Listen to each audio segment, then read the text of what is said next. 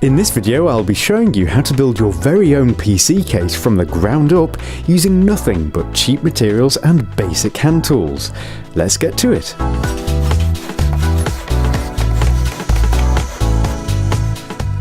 Above everything else, the case's primary goal is to be easy to construct. This has resulted in a design that's rather unusual in the fact that all of the components are mounted to a base plate onto which you can easily slide the outer shell.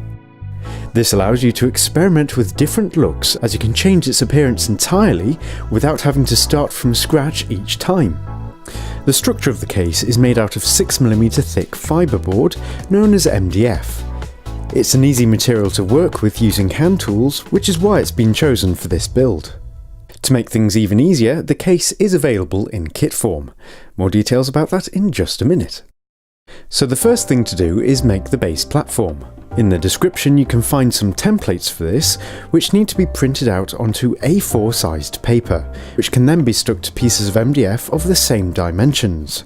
All of the mounting holes are marked on these, and a key is provided for the correct sizes. You'll also notice outlines for the various cutouts and vents, and to cut along these we'll need the single most important tool in this entire build, which is the humble coping saw. Coping saws have removable blades, which allows them to be threaded through holes and then used to cut out shapes. The trick is to remove chunks bit by taking the blade to the corners first and then pulling back to start at it from a different angle. If you don't fancy doing all of this manual cutting, however, or want precisely cut panels, this project, as I mentioned earlier, is available in kit form. These are far more accurately cut than what you could do by hand, as they've been milled with a CNC, which results in neater edges and a more exact fit. Also included are all of the screws and mounting hardware that you'll need, so you can literally get building right away. For the rest of the build I'm actually going to be using one of these kits, but don't let that lessen the fact that you can do this build and do it well using hand tools. The option of the kit is there if you want it, and you can find a link to it in the description. It's on the brand new DIY Perks website too, so worth checking out. So once you've made or received the panels, the two base panels can be screwed together with right angle brackets. Note that the one on the left needs two washers behind it, which creates a gap for the graphics card to slide into later. Now we can add some 25mm long PCB pillars for the motherboard to sit on, and also some feet, which are just M6 bolts. Although a good alternative would be to use speaker spikes. They're quite expensive but do look quite nice, so I'll be adding these in later. So that's the base itself completed, and the next thing to tackle is the outer shell, the making of which is just as easy. It consists of two sides, a front and a top, and fitting them together is just a case of using some right angle brackets and some very short self-tapping screws. When you're done, the edges are unlikely to be perfectly flush, so slightly loosen the screws and adjust them to be as close as possible. It still might not be perfect, but we'll be using some sandpaper later to make it super smooth. So that this shell can be screwed securely to the base platform, we need to get 3 brackets and glue in place a nut onto each, being careful not to get any on the inside of the nut itself. One can then be screwed to the front of the shell, and the other 2 to the back.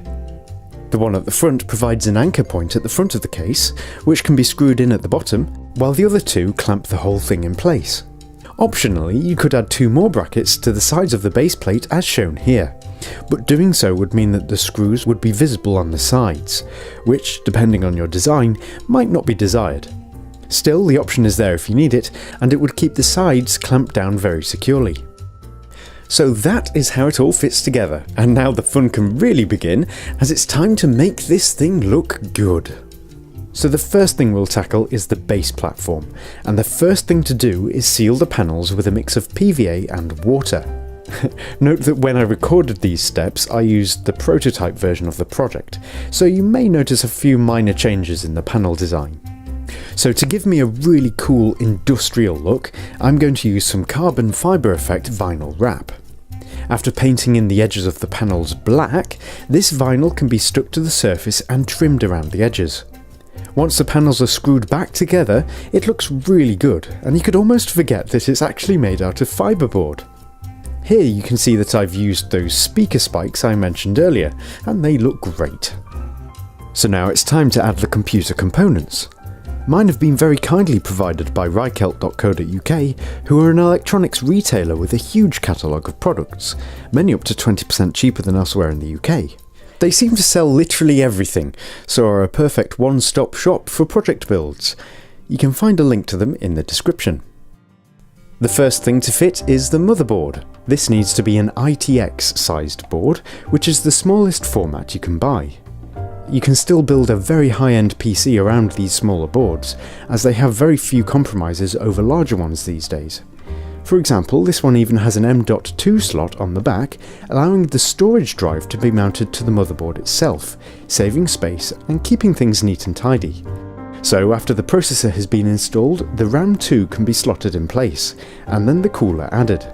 As you can see, this is a particularly large cooler, one of the largest you can buy in fact, which demonstrates that, apart from the motherboard, full-sized components can still be used in the case despite its smaller internal volume. Now, before fitting this to the base, any storage drives need to be screwed in place first, as these reside underneath the motherboard. You'll need to use at least 2 washers to raise the drives up slightly though, so that the connectors won't be bent upwards, but there's still plenty of room for the motherboard thanks to the tall standoffs. There are mounting holes for 2 drives here, but as my drive is on the motherboard itself, I won't be utilising either of them. So after the motherboard has been screwed in place, we can add the power supply, which can again be a full-sized unit. It's important not to use a cheapo power supply though, as reliability is important for the rest of the system. I'm using a 500 watt unit from Superflower that features platinum grade efficiency, allowing it to be completely fanless and therefore silent. It's a great unit which was kindly provided by Overclockers UK, and you can find a link to it in the description. Before mounting it, however, we need to, at this point, plug in any cables, as it will be difficult to do so afterwards. This includes extending any motherboard headers that you want to use. I'm going to use a little extender for the power button, and also an extender for the front panel USB ports. Looking good! As the power supply faces downwards, we'll need to use a right angle plug to later hook it up to the mains. Now, the last component to add is the graphics card. The one I'm using is a very large full-length desktop card, but again it still fits with room to spare. Not bad at all for a compact case. Its steel backplate should slide down behind the bracket I mentioned earlier, which clamps it at the bottom, and the top can be simply held in place with a cable tie. This is actually surprisingly sturdy. So that's the base completed, and it's looking great. Now it's time to tackle the outer shell. The design of this is largely up to you, and I do encourage you to experiment with your own ideas here, but I will show you what I did for mine just to start you off. The first thing to do is to cut out various holes in the side panels according to your desired design and fit them together. If you use wood glue like I did here, don't forget to slide it over the base before the glue dries, just to make sure you've not made it too tight. As you can see, I've added a hole for the power button, a cutout vent for the graphics card, and some holes for the USB ports. Now it's important to sand down the edges once the glue's dried, so that it's all nice and flat along the joins. This is because the vinyl wrap shows up imperfections quite easily, so it's worth spending a little time here as it will look much better later. Now for my design, I want to have a different texture look running down towards the power button. As vinyl wrap doesn't look particularly good when just buttered together, I used a saw to cut a shallow groove to act as a separator. You'll see what effect this has in just a sec. Just as before, the MDF can be sealed with a mix of PVA and water, and then the edges painted. The vinyl wrap can now be added, and pushed into the grooves. You may want to use a hairdryer to soften it up so that it adheres more securely. This is particularly important for curved edges, as it actually makes it elastic enough to stretch around some quite tight curves for a really super looking finish. I'm using a brushed aluminium effect vinyl for the stripe, which looks surprisingly convincing and goes nicely with the power button I'm using. This needs to be a momentary button rather than a latching one, so that it only makes a circuit when pushed. However, before inserting it, we need to add a little pin connector so that we can hook it up to the power button extension we added earlier. The USB header ports can at this point also be added. So to finish off the divide between the two vinyl textures, we have a few different options. If you want a simple clean divide, you can insert a piece of wire or elastic into the gap. But we can do one better and make an awesome looking glowing rim by using some flexible electroluminescent wire, known as EL wire. This stuff is available in different colours and is surprisingly cheap. I've put a link to some in the description. Mounting it is just a case of using a small amount of glue to stick it onto the groove. Mine was slightly too large to fit fully inside, but that's okay as it actually looks better when slightly proud, as it can still be seen when viewed from the side. If you have any left over at where you want them to finish, it can just be cut down to size. So the last thing to do is mount the driver that powers this EL wire. This runs off 12 volts, so I'm going to hook it up to the power supply's 12 volt output by sacrificing one of its modular cables. I also had this go to 3 power jacks on the back so that I can power 12 volt devices directly from the PC, like my monitor and RGB lights in my DIY headphone stand. However, as this driver emits quite an annoying high-pitched mosquito whine, I boxed it inside a little enclosure to silence it. With that done, all of the various connectors can be plugged in, and then the shell slid in place and screwed down. Now for the grand switch on. So as you can see, it looks absolutely great, and at this point you should give yourself a pat on the back because you've just made something unique that you can call your very own. The only limit on what you can make is your own imagination, as you can experiment with different vinyl wrap textures, different colours, you could paint it, you could have different shaped cutouts. Literally, go wild. This is part of the fun of this project. You could even make a shell out of aluminium, which is certainly a head turner thanks to its retro looks. So how are temperatures on this thing? Well, as the graphics card has an intake vent right next to it, its temperatures are very low under heavy load.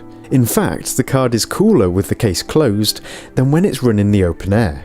This is down to the rear fan helping to pull the air through, as there are no other intake vents in my particular design. Now, the CPU temperatures were about 5 Celsius hotter with the case closed, which is still pretty good going.